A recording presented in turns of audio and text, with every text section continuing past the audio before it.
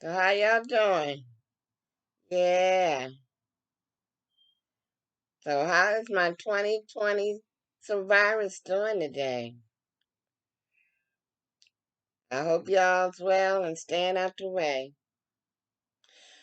So today I just want to come on here and talk a little bit about low self-esteem and what does it mean to lack self-esteem. So low self-esteem is characterized by lack of confidence and feeling badly about oneself.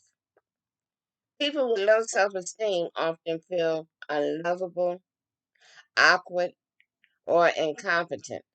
And according to researchers Morris Rosenberg and Timothy J. Owens, who wrote Low Self-Esteem People, a collective, a collective portrait, people with low self-esteem tend to be hypersensitive,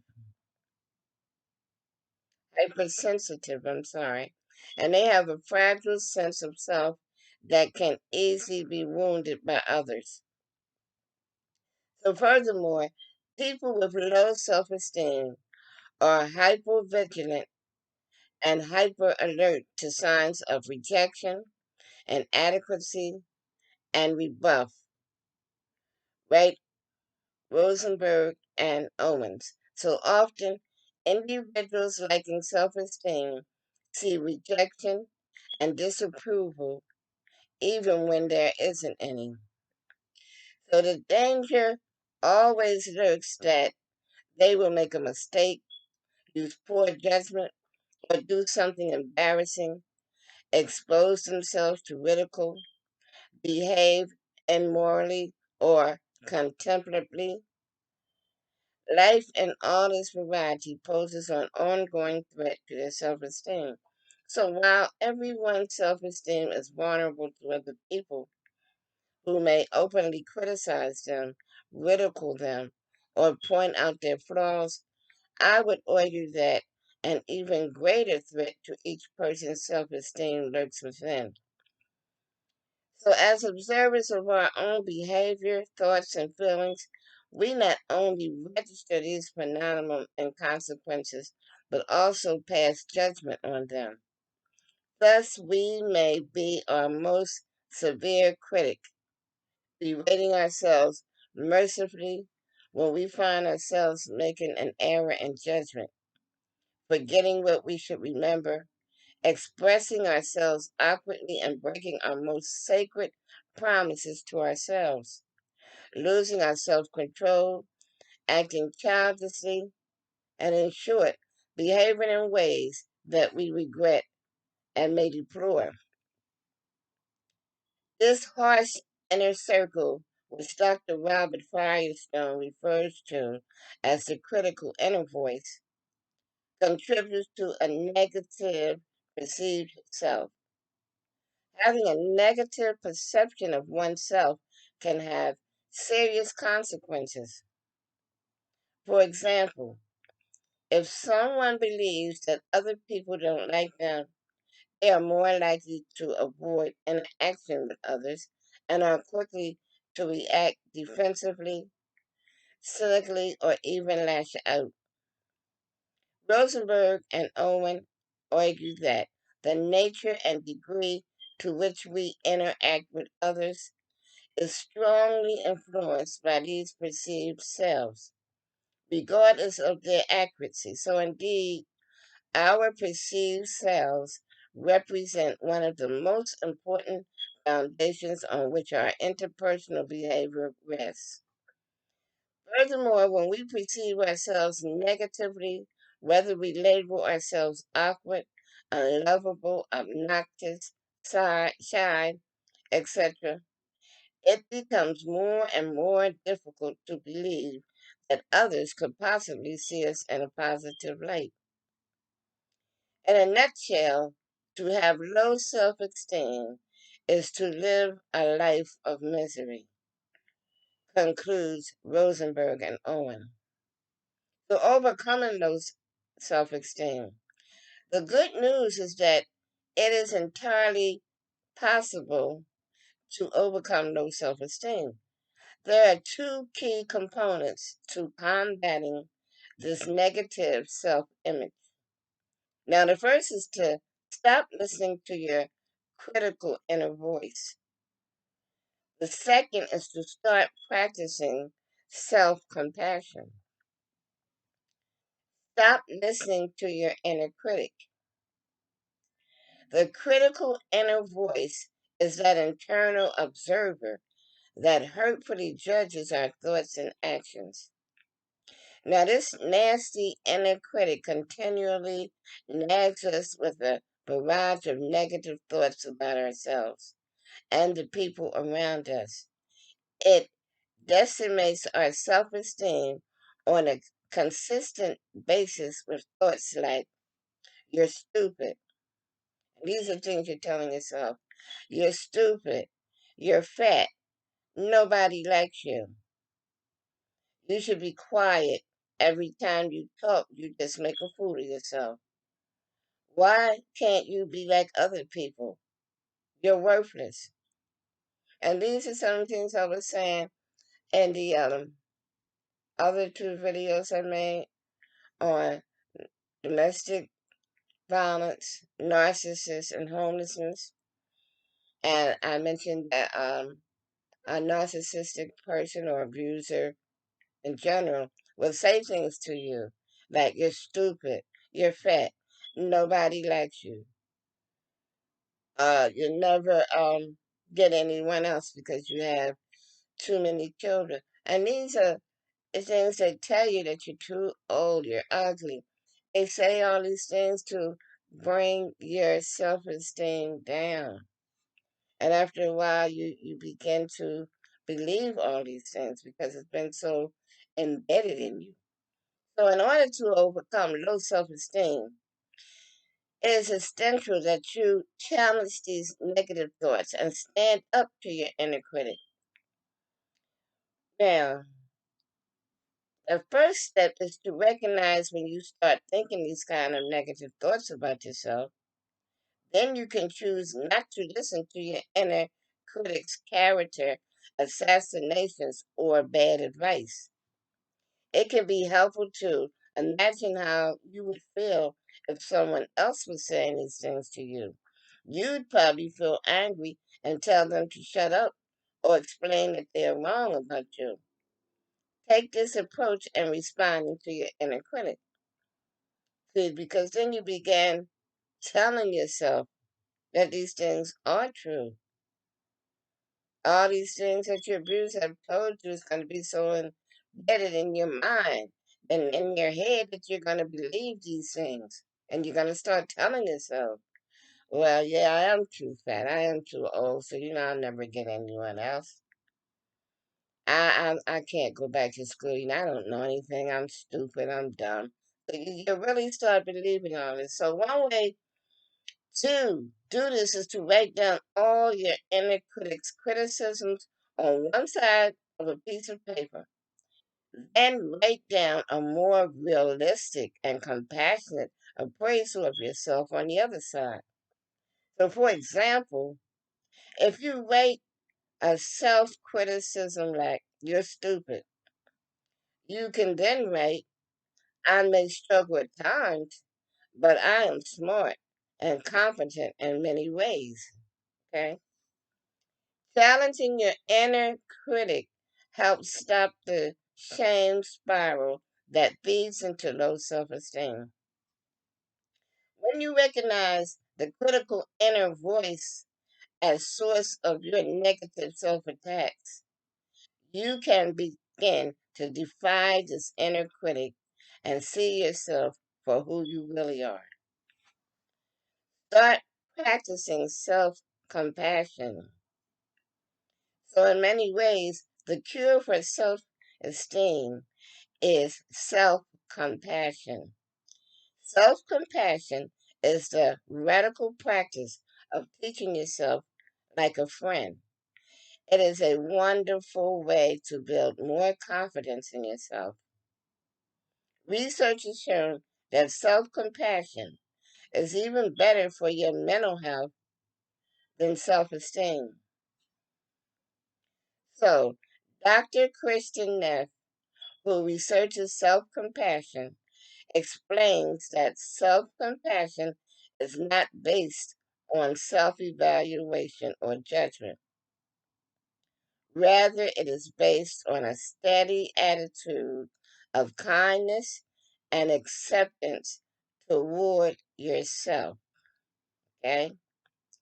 So, self compassion is not based on self evaluation or judgment, but rather it is based on a steady attitude of kindness and acceptance towards yourself.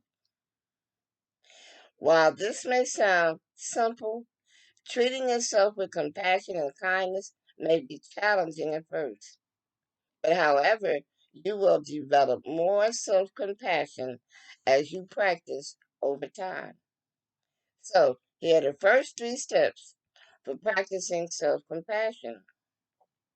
One is to acknowledge and notice that you're suffering. Number two is to be kind and caring in response to the suffering. And three, remember that imperfection is part of the human experience and something we all share. Once again, I'm going to name them again. Here are the three steps for practicing self compassion. Number one is to acknowledge and notice that you're suffering. Number two, be kind and caring in response to the suffering. And number three is to remember that imperfection is part of the human experience and something that we all share. Now, how to develop self confidence. Research into self esteem shows that both low and high self esteem can create emotional and social problems for individuals. While high level self esteem can be linked to narcissism, low levels of self esteem can be linked to social anxiety, lack of confidence, and depression. The healthiest type of self esteem is moderate self esteem that is based more on valuing one's inherent worth as a person and less about comparing oneself to others. So, the healthiest type of self esteem is moderate self esteem that is based more on valuing one's inherent worth as a person and less about comparing oneself to others. In this sense, if your goal is to develop more self confidence, it is better to focus on having high levels of self worth rather than high levels of self esteem. So, in addition to challenging your inner critic and practicing self compassion, here are a few other strategies for feeling better about yourself. So, stop comparing yourself to other people. Stop comparing yourself to other people. Looking to boost your confidence by measuring yourself against others is a big mistake. Looking to boost your confidence by measuring yourself to other people is a big mistake. Other competitive culture tells us that we need to be special and above average to feel good about ourselves. But we can't all be above average at the same time. So there's always someone richer, someone more attractive or successful than we are. If we, when we evaluate ourselves based on external achievements, other people's perceptions, and competitions, our sense of self worth bounces around like a ping pong ball, rising and falling in lockstep with our latest sources of failure. Social media only exacerbates this problem. So as people post their picture perfect moments and shiny achievements, which we compare to our tarnished, flawed everyday lives. Okay? So I'm gonna read that again, y'all.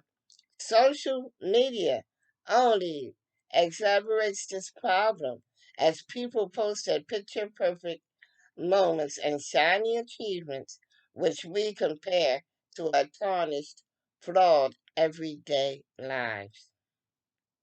And see, we're looking at this social media and looking at people portraying their lives as being so perfect and their relationships are so perfect, and then ours is not as good, and we begin to compare our lives with their lives, and if our lives is not that well, and then we begin to feel as though our lives are so flawed, and we begin to get low self-esteem. So we can't compare our lives to other people, because a lot of times other people's lives are lies. So and you can't go around feeling like everybody else is better than you. No one is better than the other.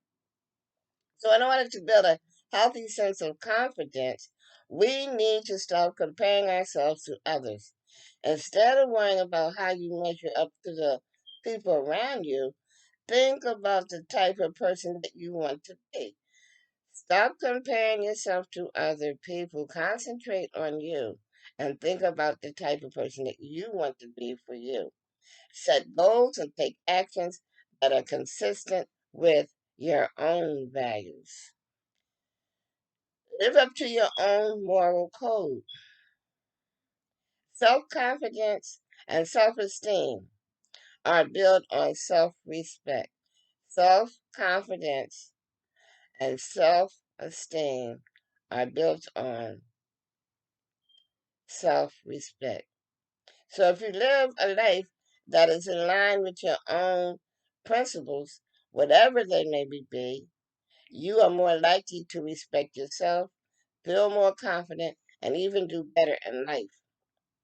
For example, a study at the University of Michigan found that students who base their self esteem on internal sources, such as being a victorious person or adhering to moral standards, were found to receive higher grades and less likely to use alcohol and drugs or to develop eating habits. Okay? So to feel good about yourself, it's important to have integrity and make sure that your actions match your words. So for example, if eating healthy and looking your best are important values to you, you will feel better if you maintain a healthy lifestyle. So when your actions don't match your words, you are far more valuable to self-attack. The inner critic loves to point out these shortcomings. So it is valuable to think about your core principles and act in line with those beliefs when you are trying to boast your confidence. So do something meaningful. As human beings, we tend to feel good about ourselves when we do something meaningful. Taking part in activities that are larger than ourselves and or helpful to others. This is a beautiful way to go about building confidence and developing healthier levels of self esteem.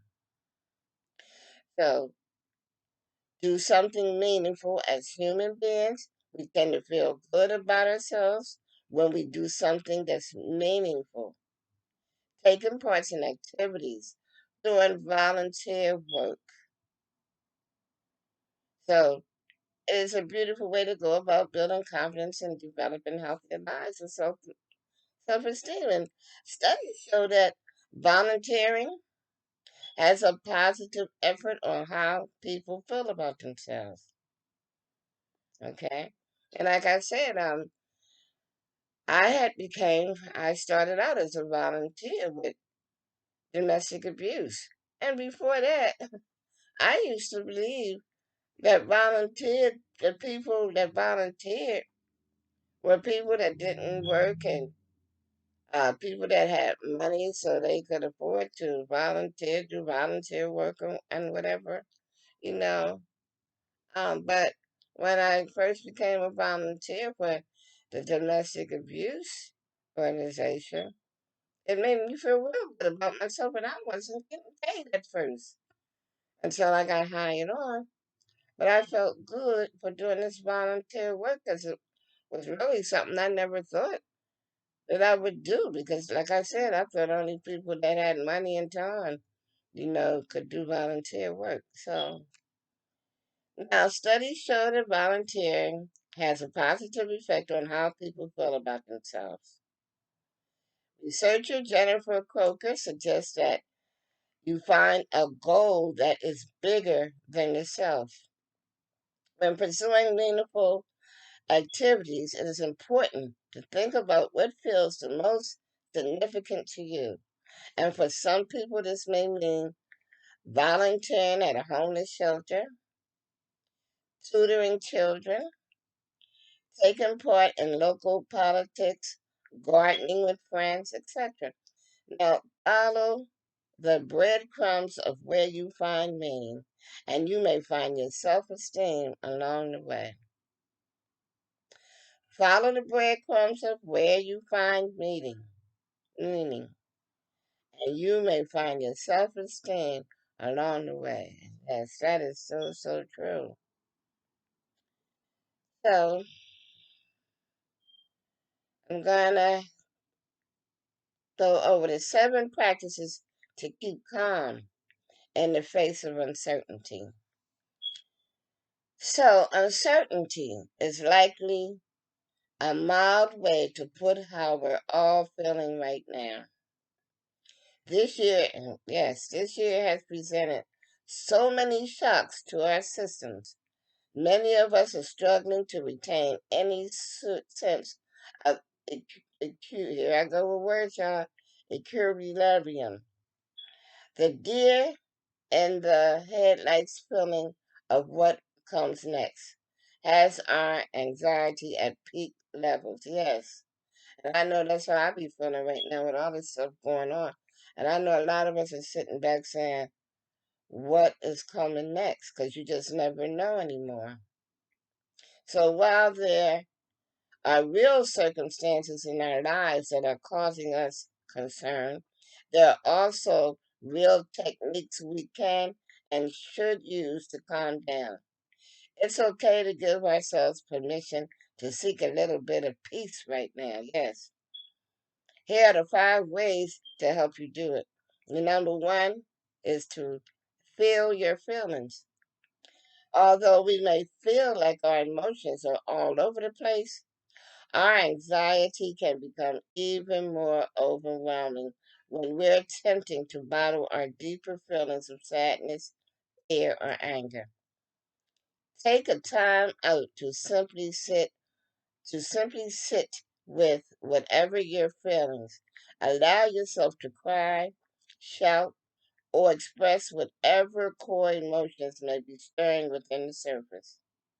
When we give ourselves a space to fully feel a primary emotion, the feeling tends to pass through us like a wave and leave us more calm and centered. So, finding healthy, safe ways to connect to our feelings tend to help us feel more clear headed and present and to take more effective actions thereafter. So, of course, if these emotions feel out of control, or you do not feel relief or a sense that your intense feelings have passed, it's a good time to seek help and support from a therapist or a trusted loved one. So remember, it's an act of strength to reach out if you're in trouble. And number 2 is to practice self compassion. Always try to treat yourself with the kindness that you would a close friend. Recognize that you are going through something really hard right now. Try to dismiss any judgmental thoughts toward yourself that arise. Be mindful of your thoughts and feelings, but don't feel pressure to get swept up in them and carried down a dark path. Finally, reflect on the reality that you're far from alone in your suffering. So, getting through challenges is part of the human condition, and you shouldn't feel isolated or other because you're having a hard day. And number three is to breathe. Take a deep breath. This may sound like a tired bit of advice, but it is absolutely one that you should take any moment when you feel yourself spiraling. Breathe. Breathing can be a powerful tool for managing our anxiety. So even making ourselves yawn can have a calming effect on our nervous system. A simple and helpful practice to try is 4-7-8 breathing. Start by putting the tip of your tongue to the top of your mouth behind your two front teeth. Okay? Breathe in through your nose for 4 seconds. Then hold your breath for a count of 7 seconds. Breathe out through your mouth for a total of 8 seconds. Try to make a whooshing sound when you exhale immediately. Start again, breathing in for a count of 4, and continue through the steps a few times before returning to your normal breath. The exercise has been shown to relieve stress, lower blood pressure, and even induce sleep. So, let's do this again. Start by putting the tip of your tongue to the top of your mouth behind your two front teeth. Breathe in through your nose for 4 seconds. Then hold your breath for a count of 7 seconds. Breathe out through your mouth for a total of 8 seconds. Try to make a whooshing sound when you exhale. Immediately start again, breathing in for a count of 4, and continue through the steps a few times before turning to your normal breath. The exercise has been shown to relieve stress, lower blood pressure, and even induce sleep. So, number 4, connect with nature using your senses. If it's safe to do so where you live, try to take a walk or engage in an activity that connects you to nature or any setting that offers you a sense of peace. Even if you have to stay indoors, try to time try to tune into your five senses. Take time to observe anything from a bee pausing on a flower to a leaf blowing outside your window. Notice any smells, sounds, textures, or tastes that surround you. This exercise helps connect you to your body and regain a sense of calm and peace and presence. Now, one thing that I love doing, I love listening to music, and that helps me a lot. I love music. That helps to calm me. But I also love to look at the clouds. I've just always loved watching the clouds and see the different shapes and forms. It's just something about looking at clouds that just gives me some sense of some peace and a sense of calm. So, so while your mind may be racing, feeling like you're in a marathon, you may notice that you're actually okay in the present moment. So let yourself marvel at and appreciate the small things, preferably the things that aren't moving too fast or causing you any stirring of unrest. Again, give yourself the time you need to seek out whatever offers you a sense of quiet, beauty, or peace. Even if you just sit down in a quiet space and turn off the TV for a while and take the phone off and sit back with a nice cup of tea, cup of coffee, and just sit there calmly and peace and what they saying, just chill. Just chill. Listen to the sounds around you.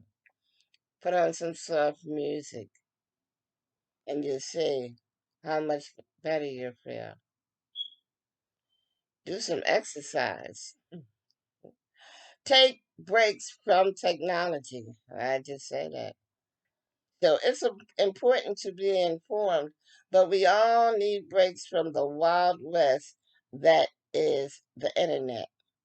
It's perfectly okay to put our devices away and be present with whatever we're doing or whoever we're with. We can designate a specific amount of time we choose to be on or offline. Or we can just make sure to pause once every so often to check in with ourselves and do something else. So take a walk, talk to a loved one, play with your dog, exercise, read a book, or play music.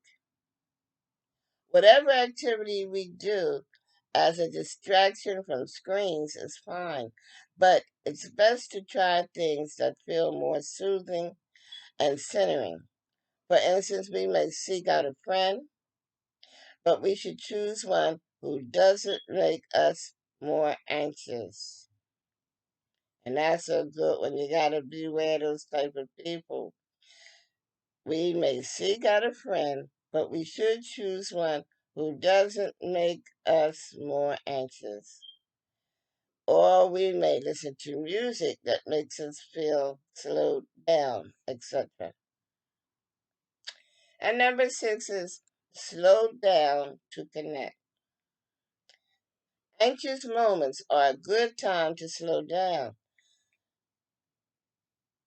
and connect with the people who make us feel relaxed and more like ourselves. It's easy to get frazzled and reactive when we're stressed, and we can have the tendency to act in a way that push loved ones away rather than bringing them closer.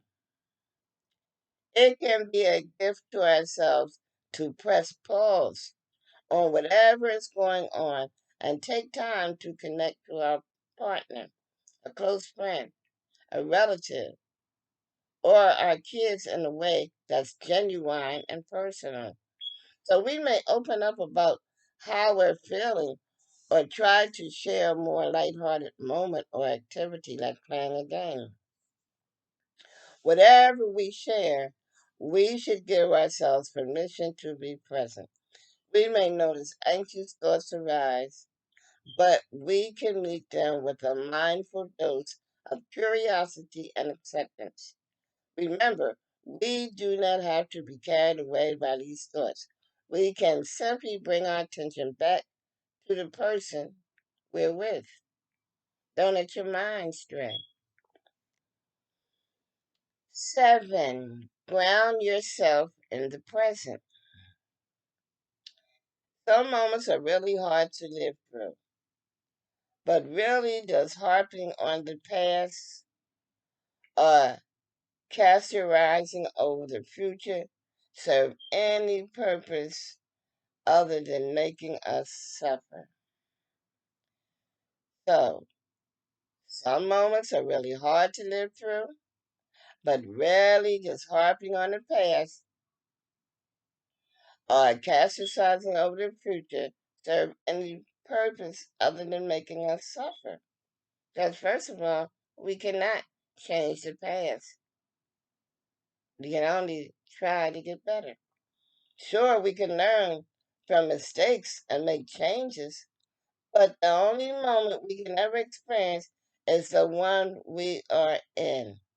And we must meet these moments with all of the aforementioned practicing and acceptance of our feelings, a sense of self compassion, a return to our breath, a break from technology, and a personal connection with something or someone we value. So, the only moments that we can ever experience is the one we're in right now, and we must meet these moments with all of the aforementioned practices an acceptance of our feelings, a sense of self compassion, a return to our breath, a break from technology, and a personal connection with something or someone that we value. If we give ourselves permission to seek out this sense of inner peace, we are much more resonant to handle the challenges that life throws at us, and we are less likely to allow our anxiety to skyrocket out of control. So, I hope that you got something out of all of this, and I also hope that we can learn how to not to be so anxious all the time. We can learn more how to be calm. You don't want to live stressed out all the time because all being stressed out does is eventually makes you have high blood pressure. It can cause strokes.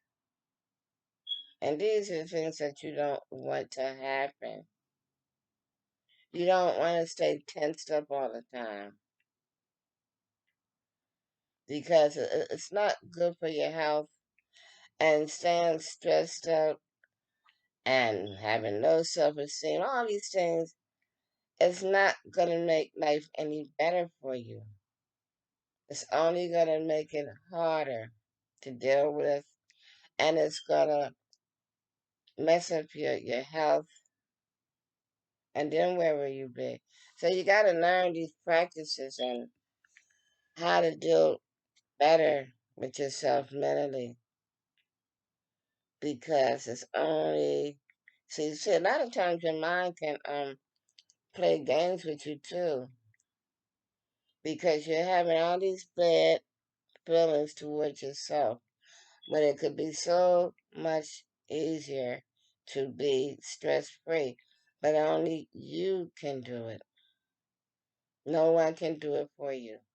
No one can make you feel better about yourself but you. We have to do better. We have to stop comparing ourselves to other people because only you can be you. You don't want to live for other people. You have to live for yourself. So I just thought I would go over these things to help you to feel better and know where you're going in life and just helping you to find a way to overcome it. So tomorrow is Sunday. So tomorrow, Monday, I'll come up with something else. But just learn how to relax more. So many ways, so many things. Stop being so tensed up about everything. You know, because all these issues is not gonna make us feel any better. It's not gonna change anything for the better. It's just gonna change for the worse. It's just gonna make everything worse. make our lives more difficult, and it's going to mess up our mental stability and our health. And while we're sitting back feeling anxious and feeling bad about ourselves and having all this low self esteem and thinking everybody else is better than you, all you're doing is bringing yourself down while everybody else is going on with their lives. And a lot of times you think all these people's lives is better than yours, and a lot of times they're even worse. So you can't live for other people. You have to live for yourself. You can't change anyone, but you can change you.